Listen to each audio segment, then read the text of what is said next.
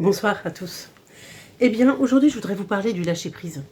Alors, pas comme un concept de développement personnel, vous le savez, mais comme une technologie intérieure de transformation qui soit applicable, lisible et profondément humaine. Alors, disons que c'est un peu une mise au clair, parce que le lâcher-prise est un des mots qui, à mon sens, est le plus mal compris de notre époque. Trop souvent, il est confondu avec une forme d'abandon, de résignation ou de désengagement. Comme si lâcher signifiait perdre, ou comme si lâcher allait revenir à renoncer à sa puissance. Rien à voir. Et cette confusion a fait pour moi beaucoup de dégâts, parce qu'elle a disqualifié une opération intérieure essentielle en la rendant floue, molle ou inaccessible. Le lâcher-prise, c'est pas un état émotionnel, c'est un changement de mode de pilotage. Il ne s'adresse pas à la surface de l'être, mais à son centre de décision. Vous voyez, c'est fondamentalement différent. Et ce que l'on appelle communément lâcher prise commence presque toujours par une erreur fondamentale, c'est de croire que les gens s'accrochent volontairement.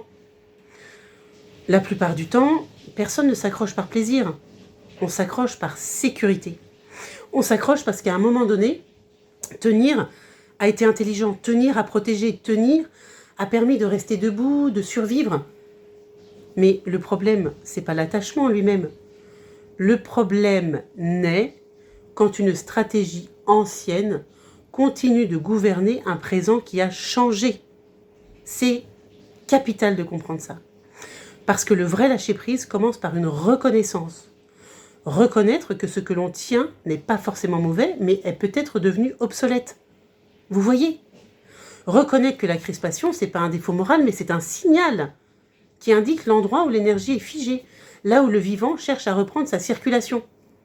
Alors, on appelle cela la fin de la lutte contre le réel.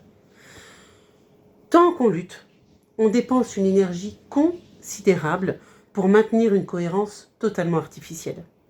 On force une situation, une posture ou même une identité.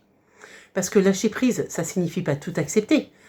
C'est accepter de voir ce qui est réellement à l'œuvre sans y superposer ce que l'on aurait voulu, ce qu'on aurait espéré ou craint. C'est là que le lâcher-prise devient un acte de maturité profond. Il ne supprime pas la volonté, il la purifie. Il ne détruit pas le désir, il le libère de l'angoisse.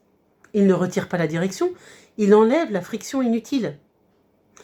Beaucoup de personnes pensent qu'elles avancent grâce à la pression qu'elles s'imposent. Et rassurez-vous, j'ai fait partie de ces gens-là. En réalité, on avance malgré cette pression, et souvent à un coût intérieur immense. Et dans une dynamique comme celle que j'ai profondément à cœur de vous partager, où que je sois dans le monde, lâcher prise, croyez-moi, ouvre un champ de possibilités nouvelles. Quand l'énergie n'est plus mobilisée pour résister, elle devient disponible pour créer. Quand on cesse de tenir par peur, eh bien on commence par choisir par clarté. Le lâcher-prise rétablit une hiérarchie interne saine. L'être avant le faire. La justesse avant la performance. La cohérence avant la conformité.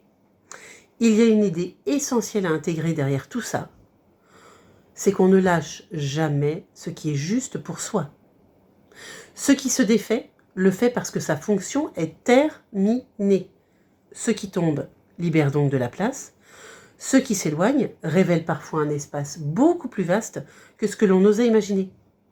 Alors le lâcher-prise devient une porte d'évolution, une porte vers une intelligence plus fine de soi, une porte vers une relation beaucoup plus saine au monde, une porte vers une puissance infiniment plus stable.